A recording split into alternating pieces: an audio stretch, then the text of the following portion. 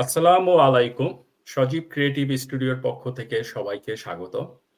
আজকে আমরা এমন একজন ইনোভেটিভ ইয়ং এন্টারপ্রেনিউর সাথে কথা বলবো, যিনি এই বাংলাদেশ এবং জাপানকে এক সুতায় বেঁধে রেখেছেন।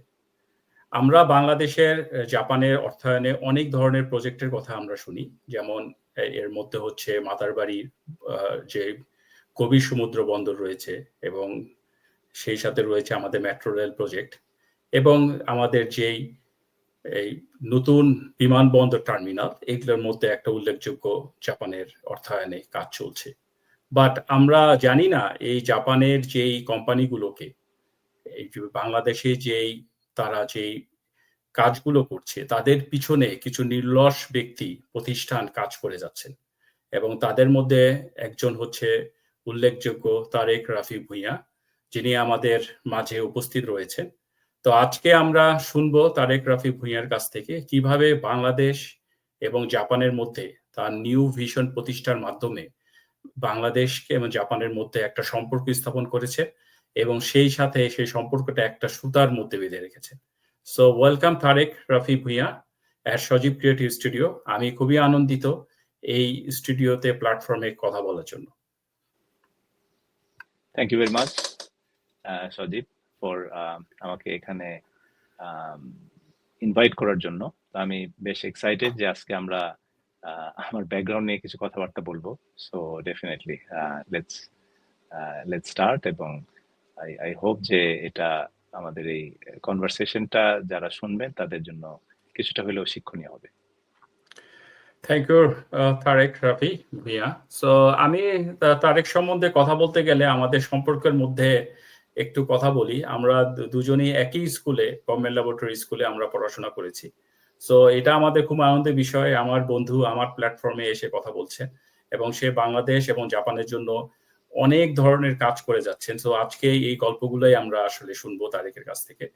সো তারেক, আমি আমাদের পডকাস্ট যাওয়ার আগে আমরা যদি একটু শর্ট ব্রিফিং যে ক্যারিয়ার হিস্টোরিটা, এটা যদি দর্শকদের মাঝে একটু তুলে ধরো, তাহলে হয়তো দর্শকরা উপকৃত হবে। Thank you very much.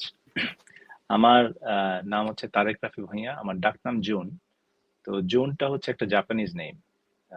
আমার মা জাপানিজ আর আমার বাবা বাংলাদেশি। সো আমি হাফ জাপানিজ হাফ বাংলাদেশি, যদিও বেশিরভাগ বাংলাদেশি কারণ আমার জন্ম বাংলাদেশেই। তো আমি গভর্নমেন্ট ল্যাবরেটরি হাই স্কুলে পড়ি, যেখানে সজীব আমাদের সাথে একসাথে আমরা পড়াশোনা করেছি। এরপরে আমি ওই বাংলা মিডিয়াম থেকে সুইচ করে ইংলিশ মিডিয়ামে চলে যাই। মানে আমি এ লেভেল দিই। আমার ম্যাট্রিকের রেজাল্টে ইংলিশে একটু খারাপ আসে। আমার মানে মন খারাপ হয় যে আমি তাহলে ইংলিশে পড়াশোনা করি। তারপরে ইংলিশ মিডিয়ামে পড়াশোনা করি, ওখানে এ লেভেল দিই। এক বছরই এ লেভেল দিয়ে ফেলি। 92-তে ম্যাট্রিক দিয়ে 93-তে এ লেভেল দিয়েছি। তারপরে 94-এ আমি ওই আইবিএ তে ঢুকে যাই, ঢাকা ইউনিভার্সিটি আইবিএ। সেখানে সেকেন্ড ব্যাচে আমি ঢুকি, যে একটা ব্যাচ আমি জাম্প করি। তারপরে ওখানে 1.5 বছর করার পর আমি আমেরিকা চলে যাই। ওহাইও স্টেট ইউনিভার্সিটিতে আমি পড়াশোনা করি। তারপর সেখানে ওহাইও স্টেট ইউনিভার্সিটিতে আমি আমার ব্যাচেলার্সটা করি এবং সেখানে আমি আমার মাস্টার্সটাও করি। তো ওইটার পরে আমি আমেরিকাতেই একটা ফরচুন 100 কোম্পানি, নিউভিশন, সরি নাম হচ্ছে নেশনওয়াইড ইন্স্যুরেন্স অ্যান্ড ফাইন্যান্সিয়ালস। এটা একটা ফরচুন 100 কোম্পানি, যাদের অ্যাসেট $100 বিলিয়ন উপরে এবং ওদের এমপ্লয়ি সংখ্যা ছিল তখন 36,000। তো সেখানে আমি আইটি প্রফেশনাল হিসেবে জয়েন করি। আমার ব্যাচেলার্সটা হয় হচ্ছে মানে আমেরিকাতে যেহেতু চলে আসি, এখানে আমি ম্যানেজমেন্ট ইনফরমেশন সিস্টেমস, এটাতে আমি ব্যাচেলার্স করি। তো ফলে আমি প্রোগ্রামার হিসেবে জয়েন করি ইয়েতে, নেশনওয়াইড ইন্স্যুরেন্স অ্যান্ড ফাইন্যান্সিয়ালসে। সেখানে আমি 7 বছরের মতো কাজ করি। ওই সময়টাতে আমি এমবিএটাও করে ফেলি, ওই ইভিনিং এমবিএ করি একই ইউনিভার্সিটি থেকে। এরপরে আমি চাকরি ছেড়ে দিয়ে একটা কোম্পানি তৈরি করি, এটা আইটি কোম্পানি এবং কনসাল্টিং। তো ওখানে মোটামুটি ভালোই করি আমি, কারণ আমাদের প্রায় 150 মতো ক্লায়েন্ট হয়েছিল। তো ওগুলো করে তারপরে 2008 সালে আমি চিন্তা করি যে না, এখন আমি দেশে চলে যেতে চাই। এবং তখন আমার ইউএস সিটিজেনশিপটাও হয়ে যায়। এরপরে আমি দেশে চলে আসি 2008-এ। ফেরত এসে তখন এই যে নিউ ভিশন সলিউশনস লিমিটেড যে কোম্পানিটা এখন আমি করছি, এটা আমি এবং আমার বাবা আমরা একসাথে এই কোম্পানিটা তৈরি করি 2008 সালে। কোম্পানির উদ্দেশ্য ছিল যে জাপানিজ বিভিন্ন ইনভেস্টমেন্ট যেহেতু বাংলাদেশে আসা শুরু করেছিল ওই সময়টাতে, তো সেগুলো কিভাবে করে আমরা ওদের বিভিন্ন রকম ফ্যাসিলিটেশন করতে পারি, এই কারণে এই কোম্পানিটা তৈরি হয়। তো সোফার আমরা 120টার মতো জাপানিজ কোম্পানি বাংলাদেশে আমরা হেল্প করেছি, ওদের বিভিন্ন রকম সাপোর্ট, কোম্পানি তৈরি করে দেওয়া, পার্টনারশিপ তৈরি করে দেওয়া, অথবা তাদের বিভিন্ন ইয়েতে মানে স্ট্র্যাটেজিক ভাবে তাদেরকে হেল্প করা। এইভাবে আমরা এই বিজনেসটাকে করি এবং সোফার ওই কয়টা কোম্পানির সাথে আমরা কাজ করার সুযোগ পাই। এর মাঝখানে আমি এর সাথে জড়িত হই, জাপান বাংলাদেশ চেম্বারের সাথে জড়িত হই 2012 সাল থেকে। তো ওই লাস্ট ইলেকশনে আমি প্রেসিডেন্ট হয়েছি। এখন আমি প্রেসিডেন্ট হিসেবে জাপান বাংলাদেশ চেম্বার অফ কমার্সের একটা দায়িত্বে আছি। এটা ছাড়াও ওই জাপান এম্বাসির সাথে আমি খুব ক্লোজলি কাজ করি। গত 5 বছর ধরে আমি জাপান এম্বাসির ইনফ্রাস্ট্রাকচার অ্যাডভাইজার হিসেবে কাজ করছি। আর এটার করার মাঝে কিছু অন্য বিজনেসের সাথেও আমি জড়িত হয়েছি। এই আমেরিকা থেকে যেহেতু পড়াশোনা করে এসেছিলাম, সেখানকার একটা কফি চেইন নাম হচ্ছে ক্রিমসন কাপ। এটা আমরা কয়েক বন্ধু এবং কয়েকটা পার্টনারের সাথে বাংলাদেশে এনেছি। এখন আমাদের 13টার মতো লোকেশন আছে। আর জাপানিজ একটা কোম্পানির সাথে আমি একটা জাপানিজ রেস্টুরেন্ট তৈরি করেছিলাম 2014 সালে। এটার নাম ছিল কোবে। পরে এটা চেঞ্জ করে আমরা এখন একটা ফিউশন রেস্টুরেন্টে নিয়ে এসেছি, এটার নাম হচ্ছে গিনজা। এখানে আমাদের 2টা গিনজা ইয়ে আছে আর কি, একটা বনানী একটা ধানমন্ডিতে। সো এটা লম্বা হয়ে গেল সজীব, এটা আমার একটা লং ইন্ট্রোডাকশন দিলাম আর কি। Thank you Jun. চমৎকারভাবে এই যে কেরিয়ার পাথওয়ে এবং যে সেক্টরগুলো নিয়ে এখন ইনোভেশন করছো সেটার উপরে দর্শকদেরকে তুলে ধরার জন্য আমি মনে করি আমারও অনেক কিছু জানা হলো। আমি এত কিছু হয়তো জানতাম না। আমারও এটা একটা অভিজ্ঞতা লাভ হলো এবং দর্শকরাও একটা শর্ট ব্যাকগ্রাউন্ড জানতে পারলো যে কিভাবে তোমার এই ইনোভেশনটা শুরু হলো। তো এখন আমি যে প্রশ্নটা রাখতে চাই যে আমাদের সমসাময়িক অনেক বন্ধু-বান্ধব তো আমেরিকায় পড়াশোনা করতেছে বা নর্থ আমেরিকায় গিয়েছে এবং গভর্নমেন্ট ল্যাবরেটরি আমি বলবো এমন এক প্রতিষ্ঠান যেখানে ইনোভেশন পিপল তৈরি করে। সো সেখান থেকেই যে আমেরিকা যে ফরচুন 100 লেভেলের প্রতিষ্ঠানগুলোতে কাজ করা, সেখানে আবার নতুন বিজনেস প্রতিষ্ঠান তৈরি করা, বাট অন দ্য সাডেন যে জিনিসটা আমি এখন শুনতে পারলাম যে 2008-এ ব্যাক টু বাংলাদেশ নতুন করে আবার শুরু করা নিউ ভিশন কোম্পানি যাত্রাটা। তো আমার মনে হয় যে কোনটা মোটিভেট করছে যে এই মোটিভেটের মাধ্যমে আবার বাংলাদেশে ফিরে আসা, মানে ম্যাক্সিমাম ক্ষেত্রে আমাদের যারা মানে এই ধরনের অনেক ছেলেপেলে আছে, আমাদের অনেক মেধাবী ছেলেপেলে, অনেক ইনোভেশন ছেলেপেলে আছে, তারা হয়তো বা নর্থ আমেরিকায় গিয়েছে, এখন সেটেল হয়ে গেছে, you have already American passport and everything, but বাংলাদেশে আসার বা বাংলাদেশে ইনভেস্টমেন্ট করার বা চিন্তা ভাবনা এটা কিন্তু অনেকেরই থাকে না। সো আমি বলবো যে কোন মোটিভেশনের পরিপ্রেক্ষিতে আবার বাংলাদেশে রিটার্ন করে আবার বাংলাদেশে নতুন করে যাত্রাটা শুরু করা হয়েছে, এটা যদি দর্শকদের মাঝে তুলে ধরো। থ্যাংক ইউ ভেরি মাচ সজীব। এটার আসলে 2টা বড় রিজন ছিল। একটা ছিল যে ছোটবেলা থেকেই আমার একটা ইচ্ছা ছিল যে আমি বাংলাদেশের জন্য কিছু করতে চাই। হ্যাঁ, তো ওই ইচ্ছাটা ছোটবেলা থেকেই ছিল। কাজে আমেরিকাতে যাওয়ার সময় থেকে আমার চিন্তা ছিল যে আমি দেশে ফিরে আসবো, দেশে ফিরে এসে আমি কিছু করতে চাই। আর আরেকটা বড় কারণ ছিল পারিবারিক, যেটা হচ্ছে যে আমি ফ্যামিলির বড় ছেলে এবং একমাত্র ছেলে। আমার 2 বোন, 2 বোনই দেশের বাইরে। তো আমার আব্বা আম্মার সাথে টাইম স্পেন্ড করা, ওনারা যেহেতু বয়স্ক হয়ে যাচ্ছেন, সেটাও একটা উদ্দেশ্য ছিল। প্লাস দেশে ফিরে এসে কিছু করতে চাই, এটা একটা জিনিস ছিল। তো যখন আমি আমেরিকায় ওই যে বড় কোম্পানিতে চাকরি করতাম, যেখানে একটু আগে বললাম যে Nationwide insurance and financials, সেখানে প্রায় 36,000-এর মতো এমপ্লয়ি ছিল, আমি তাদের মধ্যে একজন। তো আমার মতো এমবিএ ওইখানে অ্যাটলিস্ট 1000-এর উপরে ছিল। তো আমার সবসময় মনে হতো যে এখানে আমি যে ইম্প্যাক্টটা রাখতে পারছি, এটা আমি আসলে দেশে গিয়ে যদি কিছু করতে পারি, সেটার হয়তো ইম্প্যাক্টটা আরেকটু বেশি হবে। এরকম একটা থট আমার মধ্যে ছিল যে দেশে এসে আমি কিছু করতে চাই, কিছু জব যদি তৈরি করতে পারি, কিছু বিজনেস করতে পারি, তাইলে হয়তো মানে যেহেতু দেশেই আমি বড় হয়েছি এবং ওই ইচ্ছাটা ছিল, কাজে সেটা সময় হইলে আমি চলে যেতে চাই। তো আমি আরো অনেক আগেই চলে আসতে চাচ্ছিলাম। তো আমার আব্বা আম্মার একটা ইয়ে ছিল যে না তুমি আর একটু থাকো, তোমার যেহেতু গ্রিন কার্ড তারপরে এটা এগুলোর জন্য অ্যাপ্লাই করেছো, হ্যাঁ এটা হয়ে যাক তারপরে আসো। তো যখনই এটা হয়ে গেল, তারপরেই আমি সাথে সাথে আমার মানে আমেরিকাতে বাসা টাসা ছিল, এগুলো সবকিছু বিক্রি করে একবারে চলে এসেছি। এই এই ছিল আমার মানে মোটিভেশন আর কি। এভাবে করেই চলে আসেন বাংলাদেশ। সো চমৎকার জুন। মানে আমাদের খুব কম বাংলাদেশী মেধাবী ছাত্র বা ছাত্রী ভাই-বোনরার মধ্যে এই লক্ষ্যটা খুব কম দেখা যায়। সো আমি মনে করি you are the one of the few example যে বাংলায় একটা ভালো কেরিয়ার রেখে আবার নতুন করে বাংলাদেশে থেকে কেরিয়ার শুরু করা। এটা কিন্তু খুবই মানে কঠোর মনোবলের একটা পরিচয়। তো এখন আমি জানতে চাচ্ছি যে এই যে নিউ ভিশন এর যে জার্নিটা, এই জার্নিটা শুরু করতে কি ধরনের চ্যালেঞ্জ গুলো মোকাবেলা করতে হয়েছে এবং সেই চ্যালেঞ্জ গুলো কিভাবে ওভারকাম করতে হয়েছে? আচ্ছা, হ্যাঁ এটা একটা ইন্টারেস্টিং গল্প। তো 2008 সালে আহ, যখন আমি বাংলাদেশে ফিরে আসি, তখন আমি কিন্তু ওই যে আমেরিকাতে ওই ব্লু লাইন ইন্টারন্যাশনাল বলে একটা কোম্পানি তৈরি করি। হ্যাঁ, সেই কোম্পানিটাকে নিয়ে আমি বাংলাদেশে আসি। সো ওইটা ছিল আমার আইটি কোম্পানি। আর এটার পাশাপাশি নিউভিশন সলিউশন লিমিটেড, এই দুইটাই নিউভিশন সলিউশন লিমিটেড বলে একটা কোম্পানি তৈরি করি। তো আইটি কোম্পানিটা যেহেতু আমি এখানে চলে আসি, ওইখানকার সেলস এর তখন একটু ব্যাঘাত ঘটে, কারণ আমি ওখানে সেলসটাও করতাম। আমার আরেকটা পার্টনার ছিল, আহ, যেও এই বিজনেসের সাথে জড়িত ছিল, সেও নিজের বিজনেসে, নিজের ফ্যামিলি বিজনেসে জড়িত হয়ে যায়। তো ফলে সেই বিজনেসটা আস্তে আস্তে ছোট হতে থাকে। তো তখন আমি কনসেন্ট্রেশনটা, ফুল কনসেন্ট্রেশন নিয়ে আসি এই নিউ ভিশনে।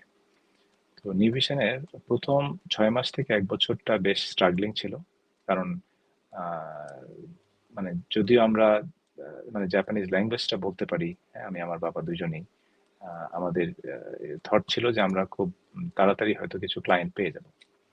কিন্তু আমাদের ফার্স্ট ক্লায়েন্টটা পেতে প্রায় 8 মাসের মতো সময় লাগে। সো 1 ইয়ারের মতো কিন্তু আমাদের আসলে ইট ওয়াজ এ স্ট্রাগলিং টাইম, যেখানে আমরা বিভিন্ন কোম্পানির সাথে কথা বলি, আমাদের বিভিন্ন কিভাবে আমরা সেই কোম্পানিগুলিকে হেল্প করবো সেগুলি বলতে থাকি।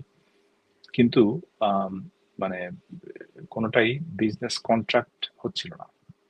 তো প্রথম একটা জাপানিজ কোম্পানি, যেটা আমার আব্বা আহ, বেশ আগেই জাপানে, যেহেতু আমার বাবা কিন্তু জাপানে পড়াশোনা করেছেন, এটা একটা ইম্পর্টেন্ট জিনিস, যেটা বলা হয়নি।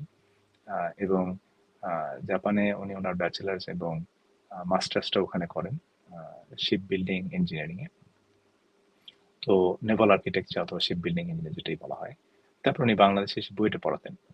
তো ফলে জাপানের সাথে ওনার আগে থেকে বিজনেস ছিল। তো সেই বিজনেসের মাধ্যমে অনেক যাতায়াত ছিল। সেই সময় একটা জাপানিজ বড় একটা গার্মেন্টস কোম্পানির মানে মালিকের সাথে পরিচয় হয়।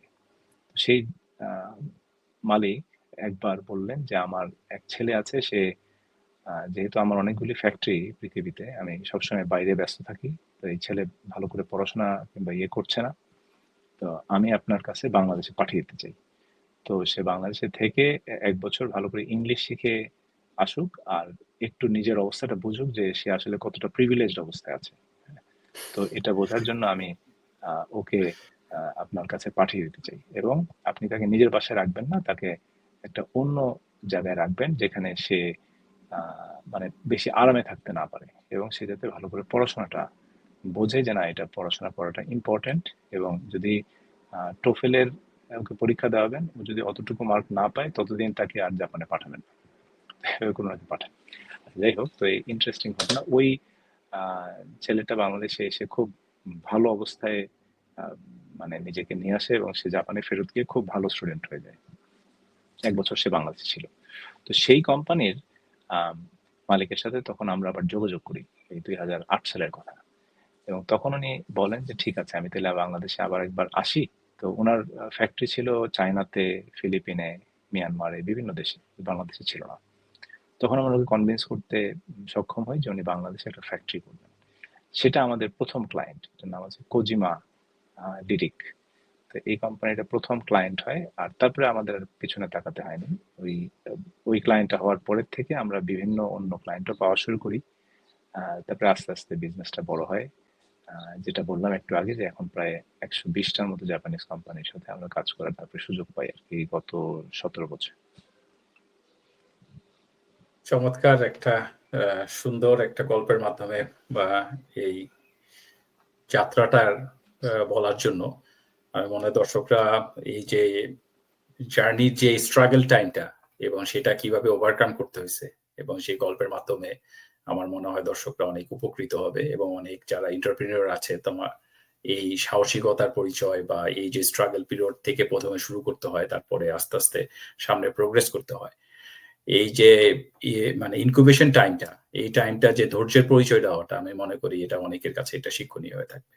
তো এখন আমি যেটা বলতে চাচ্ছি যে এই যে 120 কোম্পানিজকে সার্ভিং করছো, তো এখন বাংলাদেশে কি ধরনের প্রজেক্ট গুলো সাথে জাপান এবং বাংলাদেশকে কোলাবোরেটিং করে কাজগুলো হচ্ছে সেই ব্যাপারে যদি একটু দর্শকদের মাঝে তুলে ধরো। Thank you. ওই 2008-এ যেটা বললাম যে 2008 সালটা পুরোটাই স্ট্রাগলিং এর পরে 2009 থেকে আমরা প্রথম ক্লায়েন্টটা পাই, এবং সেটা ছিল একটা গার্মেন্টস কোম্পানি। তো সেই কোম্পানিটার এখনো প্রায় 1700 মতো এমপ্লয়ি আছে। এরা $25 মিলিয়ন মতো পার ইয়ার জাপানে এক্সপোর্ট করে।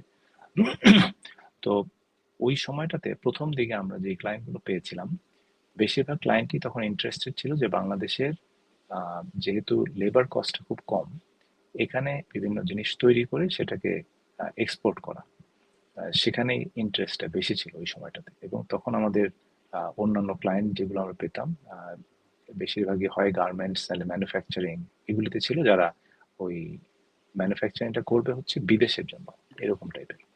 তো এখন যেটা দেখছি এই গত 4-5 বছর ধরে, এখন আমাদের বেশিরভাগ ক্লায়েন্ট যারা আসছে তারা বাংলাদেশটাকে বাজার হিসেবে চিন্তা করে আসছে। কাজেই তারা যখন কোনো একটা ম্যানুফ্যাকচারিং প্ল্যান্ট তৈরি করে, এটা শুধু এক্সপোর্টের জন্য না, এটা বাংলাদেশের মার্কেটটাকে চিন্তা করেও ওরা করছে। আরেকটা হচ্ছে যে বাংলাদেশে গত 5-10 বছরে অনেকগুলো বড় বড় প্রজেক্ট হচ্ছে। জাইকা ফান্ডেড প্রজেক্ট, যেটার কথা আমার বন্ধু একদম প্রথমেই বলেছে, যেমন মাতারবাড়ি ডিপ সি পোর্ট একটা, তারপরে metro rail, very big project, এটাও চলছে। এছাড়া টার্মিনাল 3 ফর দ্য এয়ারপোর্ট, এটা একটা প্রজেক্ট। তারপরে একটা রেলওয়ে ব্রিজ হয়েছে, যমুনা রেলওয়ে ব্রিজ। তারপরে 3টা ব্রিজ হয়েছে ঢাকা চিটাং রাস্তার, ঢাকার চিটাং এর যে রাস্তা, এটার মধ্যে 3 ব্রিজেস। এরকম আরো অনেকগুলো বড় বড় প্রজেক্ট কিন্তু চলছে। এগুলিতে অর্থায়ন করে থাকে জাপানিজ সরকার জাইকার মাধ্যমে। সো এই প্রজেক্টগুলোতে কাজ করার জন্য অনেকগুলো জাপানিজ কোম্পানি বাংলাদেশে এসছে এই গত কয়েক বছরে, এবং তারা ওই কাজগুলো তারাই মেইন কন্ট্রাক্টর হিসেবে পায়, তারপরে সাব কন্ট্রাক্টর হিসেবে বাংলাদেশি কোম্পানিকে দেয়, অথবা মাঝে মাঝে অন্য কোনো জয়েন্ট ভেঞ্চার পার্টনার থাকে। তো এগুলো এখন আমাদের ক্লায়েন্টের মধ্যে বেশিরভাগ ক্লায়েন্ট হচ্ছে ইনফ্রাস্ট্রাকচার ক্লায়েন্টস, এই নতুন ক্লায়েন্টগুলোর মধ্যে বলছি।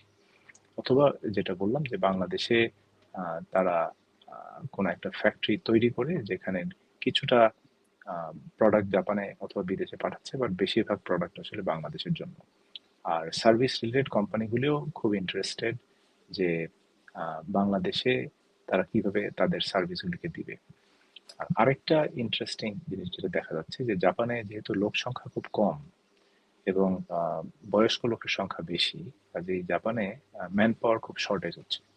So they are very interested to take মানে skilled manpower from Bangladesh. এটার জন্য আজকাল আমরা বেশ কিছু ক্লায়েন্টকে দেখছি, তারাও এটাতে ইন্টারেস্ট শো করছে। এরকম বেশ কিছু জিনিস আমরা যেহেতু গত 17 বছর ধরে বিজনেস করছি, কাজে ট্রেন্ডটাকে আমরা দেখেছি যে কোন দিক থেকে কোন দিকে যাচ্ছে। এবং এখন আমরা যেটা দেখি যে বাংলাদেশকে মার্কেট হিসেবে চিন্তা করেই বেশিরভাগ কোম্পানি এখন জাপান থেকে বাংলাদেশে ইনভেস্টমেন্ট করছে। তো এখান থেকে তোমার সাথে যে কথা বলে যেটা জানতে পারলাম, তাহলে ধরো রিজন তারা বাংলাদেশ মার্কেটটাকে চিন্তা করতেছে, তো এটার একটা বড় কারণ হচ্ছে হয়তো বা বাংলাদেশে যে এখন মানুষের বাইং ক্যাপাসিটিটা আগের চেয়ে অনেক বেটার। আর আরেকটা প্রসঙ্গ অনুযায়ী আমি একটা কথা মানে বলতে চাই, সেটা হচ্ছে যে এই যে জাপানে যে এখন তারা বলতেছে তাদের স্কিল ম্যান পাওয়ারের একটা শর্টেজ আছে, এবং যেহেতু বয়স্ক লোকের সংখ্যা বেড়ে যাচ্ছে, তো তোমার অভিজ্ঞতা থেকে যদি আমি জানতে চাচ্ছি যে সেখানে নিউ ভিশন এর মাধ্যমে বা তোমার নিজস্ব মাধ্যমে কাউকে কি কোনো ফ্যাসিলিটেট করছো, বা কোনো কাউকে হেল্প করছো যার মাধ্যমে তারা বাংলাদেশ থেকে জাপানে যেয়ে তারা এখন তাদের কাজ করছে। সো সেই ব্যাপারে যদি কোনো তোমার তথ্য থাকে, সেই ব্যাপারে যদি একটু আমাকে বা দর্শকদের মাঝে তুলে ধরো। আচ্ছা, থ্যাংক ইউ ভেরি মাচ। আমি আরেকটা কোম্পানি তৈরি করেছি, এটার নাম হচ্ছে ভেঞ্চুরাস। এটা একটা জাপানিজ একটা কোম্পানির সাথে আমরা জয়েন্ট ভেঞ্চারে তৈরি করেছি গত 3 বছর আগে। তো সেই কোম্পানি দিয়ে, এটা একটা এইচআর রিলেটেড কোম্পানি। আমরা বেশ কিছু বাংলাদেশি ব্রিলিয়ান্ট সফটওয়্যার ইঞ্জিনিয়ারকে জাপানে পাঠিয়েছি। সো ওইটা মানে ভেঞ্চুরাস বলে যে কোম্পানিটা, সেটার মাধ্যমে ওখানে আমি চেয়ারম্যান, আর জাপানিজ একজন ভদ্রমহিলা এটার ম্যানেজিং ডিরেক্টর। তো আমরা এটা করেছি, এবং আমরা ওই এই কোম্পানিটাকে এখন আর একটু বড় করতে চাচ্ছি, যে অন্যান্য স্কিল্ড ম্যান পাওয়ারকেও যাতে জাপানে পাঠানো যায়, এটার কাজও আমরা শুরু করেছি। তো এটা শুধু আমরা না, এরকম অনেকগুলো জাপানিজ কোম্পানি বাংলাদেশে এই বিজনেসটা করার চেষ্টা করছে। তো এটা মানে গতানুগতিকভাবে অন্য দেশে যেভাবে হিউম্যান রিসোর্স পাঠানো হয়, জাপানিজটা বেশ ডিফারেন্ট। কারণ জাপানে শুধু স্কিল্ড ছাড়া ওরা কোনো ম্যান পাওয়ার নিতে চায় না, এবং নেওয়ার আসলে কোনো সুযোগও নেই। সো এটা একটা মানে ভালো জিনিস, যেটা একটা win win type of business, যেটা জাপানের জন্য ওরকম তাদের স্কিল ম্যান পাওয়ারের খুব প্রয়োজন। আর বাংলাদেশেও যেহেতু ইয়াং পপুলেশন অনেক বেশি, অনেক মানুষই আসলে ভালো করে পড়াশোনা করার পরেও মানে কোনো কাজ করার সুযোগ পাচ্ছে না। সো এটা একটা ভালো জিনিস হতে পারে, বাট এটার বড় চ্যালেঞ্জ হচ্ছে যে জাপানে যারাই যাবে তাদেরকে জাপানিজ ল্যাঙ্গুয়েজটা খুব ভালোভাবে শিখতে হয়। সো ওটা একটা বড় চ্যালেঞ্জ। জাপানিজ ল্যাঙ্গুয়েজ শেখাটা আসলে খুব ইজি না, এটা একটু ডিফিকাল্ট। সো ওইটা যারা ঠিকভাবে করতে পারছে, এবং ওই স্কিলটাকে তারা ঠিকভাবে রপ্ত করতে পারছে, only they can go to Japan. সেখানে একটা ল্যাঙ্গুয়েজের রিকোয়ারমেন্ট এখানে আছে। তো আমি এখন জানতে চাচ্ছি যে দীর্ঘ যে লং টার্ম ধরে বাংলাদেশে বিজনেস হচ্ছে জাপানের সাথে, এবং বাংলাদেশে অনেক প্রজেক্ট নিয়ে কাজ করা হচ্ছে। তো এখন আমাদের দেশের যে একটা পার্সপেক্টিভ, বা যারা ধরেন আমাদের মতো নর্থ আমেরিকা আছে বা অন্যান্য দেশে আছে, তাদের বাংলাদেশ নিয়ে একটা ধরনের দ্বিধাদ্বন্দ্ব আছে। সো আমি যেটা জানতে চাচ্ছি যে তোমার চোখে বাংলাদেশের ফিউচারটাকে এখন কিভাবে দেখতে পাচ্ছ? এটা যদি দর্শকদের মাঝে তুলে ধরো। আমি বাংলাদেশের ফিউচার নিয়ে আসলে অনেক আগে থেকেই খুবই পজিটিভ। এই কারণেই আমি বাংলাদেশে ফেরত আসি। এটা আসার আগেও আমাকে অনেকে বলতেছিল যে কি দরকার, আমেরিকায় ভালো আছো। ইভেন আমার মাও বলতেছিল যে তুমি মানে বাংলাদেশে এসে বিজনেস করবা, ইট ইজ ভেরি ডিফিকাল্ট, এখানে তুমি কিভাবে করবা। বাট আমি তো চলে এসেছি, এবং আম, মানে গত বছরের যে অগাস্টে যে বিপ্লব আমরা দেখলাম, এটার পরেও মানে এখন আসলে বিজনেসের অবস্থা যেটা হয়েছে, এটা এই মুহূর্তের জন্য কিছু বিগ বিজনেস যেটা আসলে ইনভেস্টমেন্ট করার কথা ছিল, তারা একটু ওয়েট অ্যান্ড সি মোডে আছে। কারণ তারা বলছে না, একটা স্টেবল গভর্নমেন্ট তারা চায়, উইচ মিনস যে যদি একটা ইলেক্টেড গভর্নমেন্ট আসে। কিন্তু আমি বিয়ন্ড যদি দেখি যে আচ্ছা আমাদের আসলে ফিউচারটা কিরকম, আমি মনে করি যে বাংলাদেশের ফিউচার ইজ ভেরি ব্রাইট। কারণ হচ্ছে এটার কয়েকটা বড় বিষয় হচ্ছে যে আমাদের ইয়াং পপুলেশন, হিউজ একটা পপুলেশন আছে। আহ, পৃথিবী জুড়ে বিভিন্ন দেশে, যেমন জাপানের যেটা বললাম, এটা অন্যান্য অনেক দেশেও একই অবস্থা, যে তাদের পপুলেশন পিরামিড যদি আমরা দেখি, তাদের ওল্ডার পপুলেশন বেড়ে যাচ্ছে, কাজে তাদের ইয়াঙ্গার পপুলেশন দরকার। আর বাংলাদেশের ইয়াং পপুলেশন একটা বড় পার্ট। বাংলাদেশের অ্যাভারেজ এজ অফ মানে বাংলাদেশ পপুলেশন ইজ অ্যাবাউট 26 থেকে 27। So it's a very very young country, এবং 170 মিলিয়ন মানুষ এখানে আছে। So it's a very big market. এবং আমরা যদি গত 10 বছর 15 বছর দেখি, আমাদের কিন্তু জিডিপির প্রবৃদ্ধি 5%-এর উপরে ছিল অল দ্য টাইম। কাজে বাংলাদেশ খুবই ভালোভাবে ইকোনমিক অবস্থাতে এগিয়ে আসতেছে।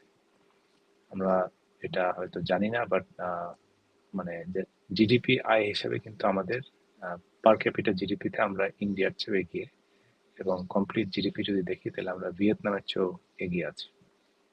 তো এগুলো তো মানে ভেরি বিগ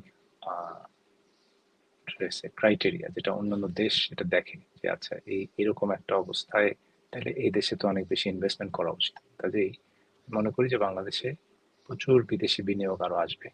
এটা শুধু জাপান না, অন্য অনেক দেশও বিনিয়োগ করবে।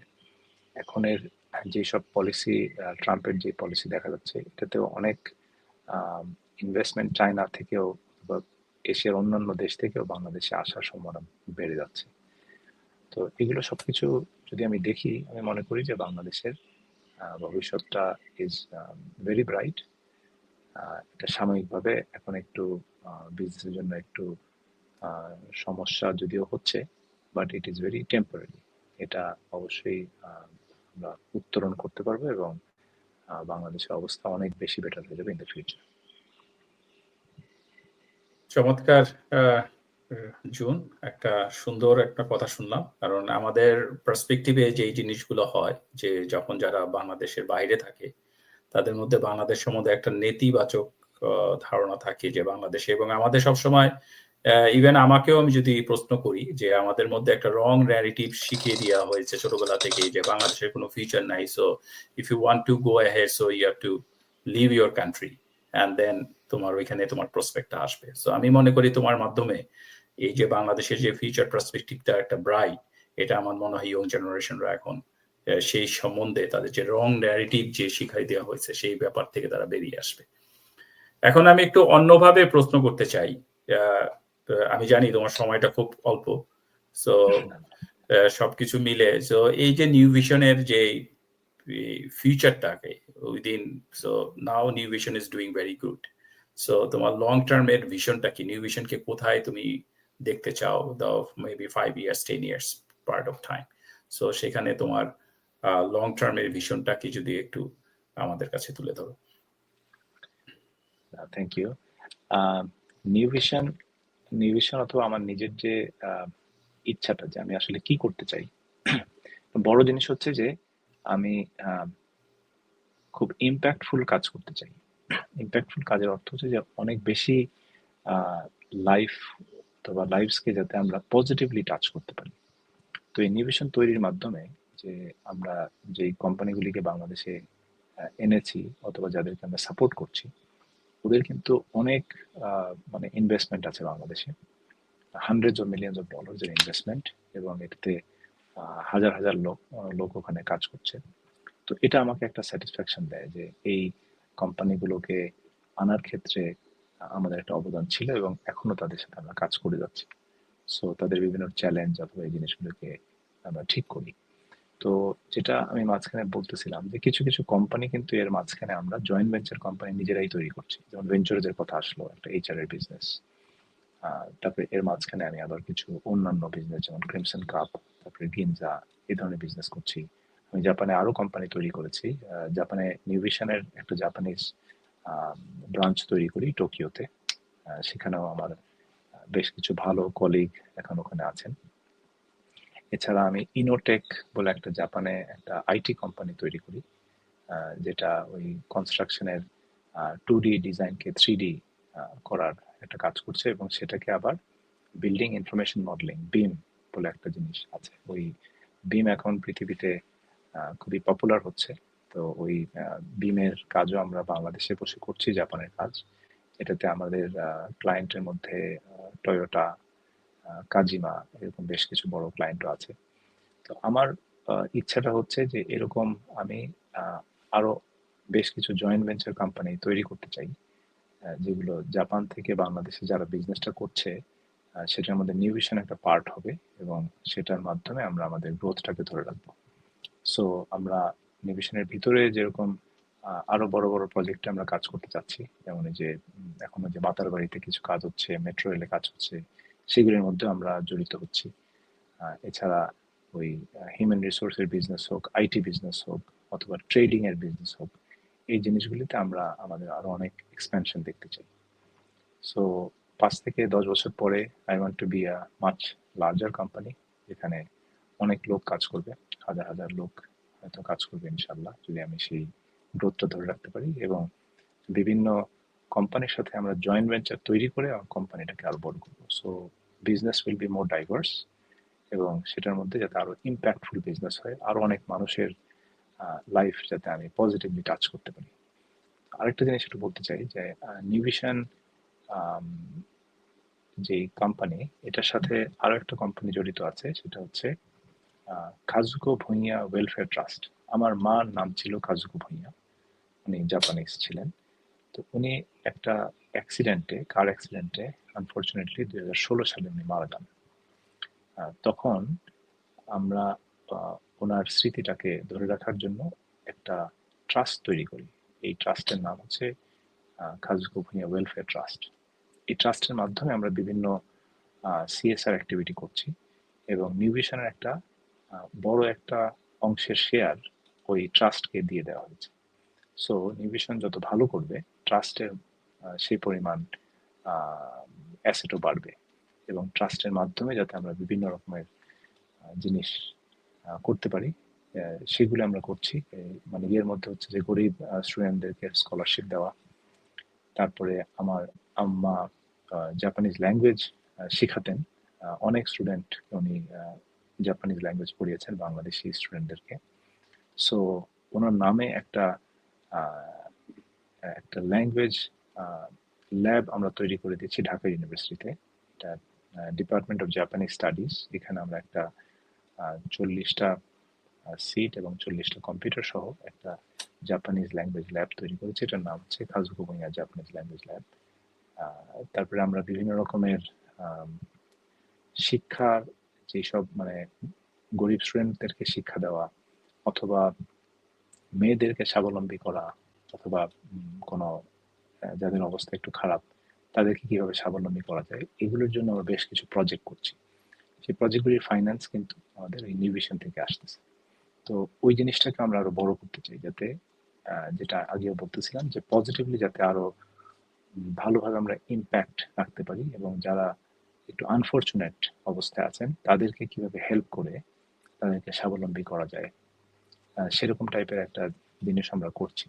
সো নিউভিশন যতটুকু বড় হবে, ওই ট্রাস্টও অটোমেটিক্যালি ততটুকু বড় হবে এবং আরো ইম্প্যাক্টফুল কাজ করতে পারবে, সেটাই আমাদের ইচ্ছে। Thank you Jio. চমৎকার গল্প শুনতে পেয়ে আমি আসলে আনন্দিত।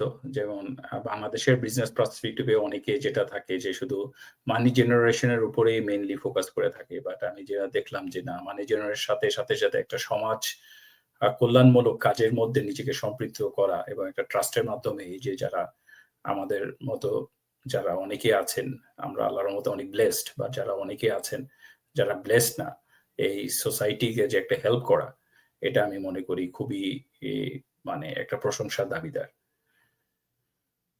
তাহলে আমি এখন পডকাস্টের প্রায় আমরা শেষ পর্যায়ে। তো আমি একটু জানতে চাবো যে এই যে আমাদের অনেক বন্ধু বান্ধব মানে বিদেশে ছড়িয়ে আছে, এবং বাংলাদেশে অনেক মেধাবী স্টুডেন্ট আছেন, এবং তারা অনেকেই হয়তো বা চিন্তা করতেছেন যে না বিদেশে যাবেন, বা অনেকে চিন্তা করতেছেন বিদেশে আছেন এবং ভালো অবস্থা আছেন। এবং আমরা যদি আমাদের অ্যালামনির কথাই চিন্তা করি, আমাদের অনেক বন্ধু বান্ধব এখন মানে নর্থ আমেরিকা বলি বা অন্যান্য দেশে বলি খুব ভালো ভালো অবস্থানে নিজেদের অবস্থান তৈরি করেছে।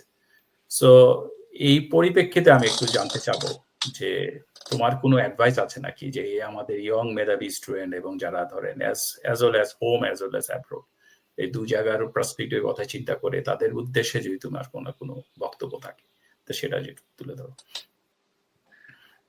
Thank you. যারা বাইরে আছে, আমিও তো আমেরিকা ছিলাম, 13 বছর ছিলাম আমি আমেরিকাতে। সো আমি ওইখানকার লাইফটাও দেখেছি। ওইখানে কিন্তু আমরা বাঙালিরা সবাই একসাথেই থাকতাম, এবং একসাথে থাকা মানে কি প্রত্যেক সপ্তাহেই কোথাও না কোথাও দাওয়াত থাকতো, সব বাঙালিরা একত্র হতো, বিভিন্ন রকমের আড্ডা হতো। সেসব জায়গায় কিন্তু আমি সবসময় দেখতাম যে সবার মধ্যে একটা ইচ্ছা আছে যে দেশের জন্য কিছু করা, সবাই কিন্তু কিছু করতে চায়। এখন সবারই একটা ইয়ে থাকে যে অনেকে চেষ্টা করেছে বাট কিছু টাকা পাঠিয়েছিল সেটা আসলে রং জায়গায় গিয়েছে, সো তারা আসলে কিভাবে দেশকে হেল্প করবে সেটা বুঝতে পারছে না। কিন্তু দেশপ্রেম কিন্তু সবার দেশের বাইরে গিয়ে কিন্তু এটা আরো বেশি বেড়ে যায়। হ্যাঁ, যদিও নেতিবাচক আমরা অনেক কিছু বলি যে দেশের কিছু হচ্ছে না অথবা এই, কিন্তু দেশের প্রতি কিন্তু একটা ভালোবাসা থাকে এবং সবাই কিন্তু এটা নিয়ে অনেক কথাবার্তা বলে যে কি করা যায় বাংলাদেশের জন্য। আমি যেটা মনে করি যে ইন্ডিয়ানরা যেটা করেছে, ইন্ডিয়ানরা কিন্তু যারা এনআরআই তারা কিন্তু অনেক বড় বড় জায়গাতে চাকরি করছে এবং তারা কিন্তু সেই জবগুলোকে ইন্ডিয়াতে ফেরত নিচ্ছে। তো সিমিলার জিনিস আমি মনে করি যে বাংলাদেশেও এটা হওয়া শুরু করেছে এবং এটা আরো হবে।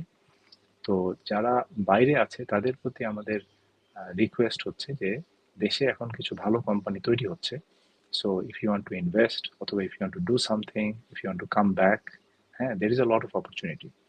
অবশ্যই সেই জিনিসগুলোকে দেখা উচিত। আর যদি মানে এই বাইরের যারা ভালো জায়গায় আছে তারা কিন্তু দেশকে অনেক কিছু ফেরত দিতে পারে। দেশে ফিরে আসার দরকার নেই, ওখানে বসেই কিন্তু they can actually do a lot of things. আমি যেমন যখন এই যে নেশন ওয়াইড ইন্স্যুরেন্স, যেটা ফরচুন 100 কোম্পানিতে আমরা চাকরি শুরু করি, তখন ওইখানে প্রায় 1,500 লোকের কাজ ছিল শুধু আইটিতে। মানে 1,500 আমেরিকাতে, আমেরিকান অথবা বিদেশি যারা কাজ করতো, আমিও ওয়াজ ওয়ান অফ দেম। আমি দেখি যে আমার চোখের সামনেই ওদের সিটিওটা চেঞ্জ হয়ে হয়ে হয়ে যায় একজন ইন্ডিয়ান, এবং তারপরে 200 লোকের মানে চাকরিটাকে তারা ইন্ডিয়াতে উইপ্রোকে দিয়ে দেয়। সো উইপ্রো আস্তে আস্তে আস্তে বড় হয়ে যায় এবং আমি যখন ওখানে 7 বছর চাকরি করে বের হই তখন প্রায় 500 পিপলের চাকরি কিন্তু ইন্ডিয়াতে চলে যায়। তো এটা একটা এক্সাম্পল যে এভাবে আমি যেটা দেখে এসেছি এরকম অন্যান্য অনেকগুলো কোম্পানিতেও মানে আমেরিকাতে একই জিনিস হচ্ছে যে এই চাকরিগুলো ওরা আউটসোর্স করে দিচ্ছে ইন্ডিয়াতে। আমি মনে করি যে বাংলাদেশেরও এরকম সুযোগ থাকবে। সো বাংলাদেশে এরকম আইটি কোম্পানি অথবা অন্যান্য কোম্পানিও ভালো ভালো কোম্পানি এখন তৈরি হচ্ছে। সো এই অপরচুনিটিগুলিকে যাতে আমরা যারা বিদেশে আছি তারা যাতে এগুলিকে আমরা গ্র্যাব করার চেষ্টা করি, সেটা একটা জিনিস। অবশ্যই বাংলাদেশেও এই কোম্পানিগুলিকে আরো বেশি প্রফেশনাল হতে হবে যাতে কাজটা পাওয়ার পরে তারা ঠিকভাবে ডেলিভার করতে পারে। এটা অনেক সময় আমরা পারি না হয়তো বাংলাদেশ থেকে, বাট এটা আস্তে আস্তে আরো ভালো কোম্পানি যেহেতু আসছে, সো সেটা একটা ভালো জিনিস হতে পারে। আর আরেকটা হচ্ছে যে ইয়াং যেসব মানুষ আমাদের এই কথাগুলি দেখছেন তাদের উদ্দেশ্যে বলি যে বিজনেস যারা করতে চায় তো ফার্স্টে কিন্তু কিছু এক্সপিরিয়েন্স নিয়ে নেওয়া দরকার। কাজে আমিও মানে একটা ভালো আমেরিকান কোম্পানিতে চাকরি করেছি, ওখান থেকে অনেক কিছু শিখেছি, এরপর আমি বিজনেসে আসি। তো সেরকম আহ, মানে বাইরে থেকে অনেক কিছু শিখে তারপরে বিজনেসে আসলে হয়তো বিজনেসটার ইয়েটা মানে এক্সপিরিয়েন্স যেহেতু আরো বেশি থাকবে, you can actually do a better job. But সবার ক্ষেত্রে এটা একটু ডিফারেন্ট। কেউ বিজনেসে ভালো করেন, কেউ হয়তো চাকরিতে অনেক ভালো করেন। Nothing is wrong, every single thing is good as long as you are enjoying অথবা you are doing a positive impact. কাজেই নিজে যদি হ্যাপি থাকতে পারি আমরা কোনো একটা স্পেসিফিক জিনিস করে, এবং সেটাতে যদি অন্য মানুষের লাইফে কোনো খারাপ কোনো ইম্প্যাক্ট না রেখে ভালো ইম্প্যাক্ট যদি আমরা রেখে যেতে পারি, সেটাই তো আমাদের আসলে মানে উদ্দেশ্যটা হওয়া উচিত। সো যারা বিজনেস করতে চায় তাদের জন্য বলবো যে বিজনেস জিনিসটা is not very simple, it is very challenging thing. যেটা আমিও বললাম যে প্রথম দিকে 1 বছর মানে কোনো ক্লায়েন্ট ছিল না, উই হ্যাড টু মানে face a lot of challenge. But যদি আমরা এটাকে ধরে রাখি ঠিকভাবে তাইলে definitely there be success. So you have to know যে what problem you are trying to solve, এবং সেই প্রবলেমটা যদি আমরা মানে 100% দিয়ে যদি কোনো একটা জিনিস করি তাহলে অবশ্যই এটাতে সাকসেস আসা উচিত। তো থ্যাংক ইউ জুন, চমৎকারভাবে এই যে ইয়ং জেনারেশনের পক্ষে এবং যারা বাংলাদেশ সে বাইরে আছে তাদের যে মোটিভেশন ভাবে তোমার বক্তব্যটা আমার মনে হয় তাদের চিন্তা চেতনার প্রসার ঘটাতে অনেক হেল্প করবে। তো আমরা আমাদের পডকাস্টের শেষ পর্যায়ে, তো শেষ পর্যায়ের বিদায়ের আগে আমি কিছু যদি জুনের সাথে যে কথাবার্তা হলো সেই জিনিসটা যদি দর্শকদের মাঝে একটু তুলে ধরি, যে এই যে আমরা যদি দেখি যে জুনের যে সাহসিকতা, যে বাংলাদেশেতে আমেরিকায় একটা ভালো জায়গা ছিল, বাট একটা চ্যালেঞ্জ নিয়ে বাংলাদেশে এসে স্ট্রাগলের মাধ্যমে তারপরে একটা কোম্পানি প্রতিষ্ঠা করেছে। এবং এর মাধ্যমে আমরা যেটা শিখতে পাই যে কোনো কিছুই কোনো সহজ না, বা ধৈর্য এবং অধ্যবসায়ের মাধ্যমে জিনিসটাকে যদি পজিটিভ ভাবে আমরা চিন্তা করি, তাহলে বাংলাদেশ হোক আর পৃথিবীর যে কোনো দেশই হোক, সেখানে সফলতার একটা বড় জিনিস আমরা দেখতে পাবো। এবং আরেকটা জিনিস আমি ইয়ং জেনারেশনের মধ্যে যেটা বলবো, আমাদের মধ্যে একটা রং ন্যারেটিভ ঢুকিয়ে দিয়েছে যে দেশে কোনো প্রসপেক্ট নাই, যারা হচ্ছে এবং সবসময় যদি ভালো করতে হয় বিদেশে যেতে হবে। বাট এখন আমার মনে হয় সিচুয়েশন অনেকটা চেঞ্জ হয়েছে। সো এখন আমরা যদি টোটাল ওয়ার্ল্ডটাকে একটা গ্লোবাল ভিলেজ হিসেবে চিন্তা করি, তাহলে এখন কিন্তু দেশে বিদেশের মধ্যে খুব একটা ডিফারেন্স নাই। এখানে অনেক ট্যালেন্ট ছেলেপেলেরা নিজেদের কর্মদক্ষতার মাধ্যমে দেশেও একটা ভালো ভালো এন্টারপ্রেনিয়রশিপ গড়ে তুলতে পারে। এবং যদি আমরা আরেকটা যদি চিন্তা করি যে আমাদের মধ্যে যারা বিদেশে আছেন, তাদেরকে মেসেজটা দিতে চাই, যেমন আমাদের গভর্নমেন্ট ল্যাবরেটরিতে ওয়ান অফ দা অনেক অ্যালামনি আছে যারা হচ্ছেন বিদেশে অনেক ভালো ভালো অবস্থানে তৈরি হয়েছেন। আমি যদি একটা এক্সাম্পল দিই, ইমরান খান যিনি হচ্ছেন স্ন্যাপচ্যাটের চিফ স্ট্র্যাটেজিক অফিসার হিসেবে কাজ করেছিলেন, আর বর্তমানে অ্যাসেট ম্যানেজমেন্ট কোম্পানিতে আছে। বাট এদের মাধ্যমে যদি আমাদের সরকার পর্যায়ে বা যারা ধরো বিজনেস এন্টারপ্রেনিয়র আছে তাদের সাথে একটা কানেক্টিভিটি তৈরি হয়, আমি মনে করি বাংলাদেশের জন্য তারা অনেক বড় একটা ইম্প্যাক্ট তৈরি করতে পারে। সো এটাই আমাদের দর্শকদের মাঝে আমার অনুরোধ থাকবে যে আমাদের এই পডকাস্টের মেসেজগুলো যদি বেশি করে শেয়ার করেন, তাহলে হয়তো অনেকের কাছে আমাদের যেই তার বিজনেসের যেই স্ট্রাগলের মাধ্যমে এখানে যে বাংলাদেশে একটা নিউ ভিশনের কোম্পানির মাধ্যমে যে জাপান এবং বাংলাদেশকে যে একটা এক সুতায় বেঁধে দিয়েছেন এবং হাজার হাজার লোকের যে কর্মসংস্থান তৈরি করেছেন, তো সেইভাবে অনেক এন্টারপ্রেনিয়র ভাবে তৈরি হবে এবং অনেক প্রবাসী এবং বাংলাদেশে অনেক ট্যালেন্টেড ছেলে পেলে তখন উৎসাহ যোগাবে। সো আমাদের অনুরোধ, আমাদের এই পডকাস্টটি আপনারা বেশি করে শেয়ার করবেন, এবং আপনাদের যদি কমেন্টস কোনো থাকে তাহলে সেই বিষয়ে আমাদের কোনো সাজেশন দিবেন, এবং তা আপনাদের এই উৎসাহের মাধ্যমে আমরা হয়তো বা নতুন কোনো পডকাস্ট নিয়ে আসতে পারবো, নতুন কোনো তথ্য নিয়ে আসতে পারবো। সো আজকের মধ্যে এখানেই শেষ, হয়তো বা নতুন কোনো অতিথি নিয়ে নতুন কোনো টপিকস নিয়ে আপনাদের মধ্যে হাজির হবো। তো আল্লাহ হাফেজ।